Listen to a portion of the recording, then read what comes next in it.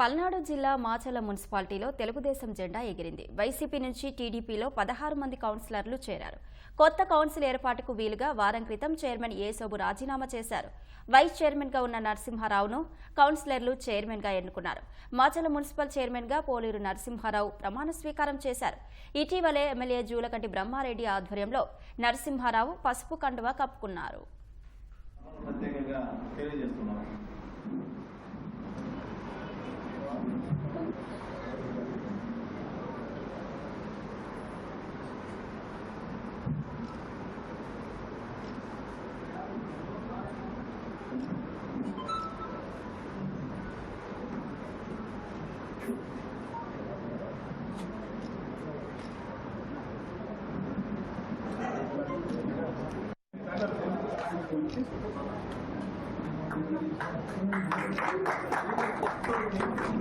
Thank you.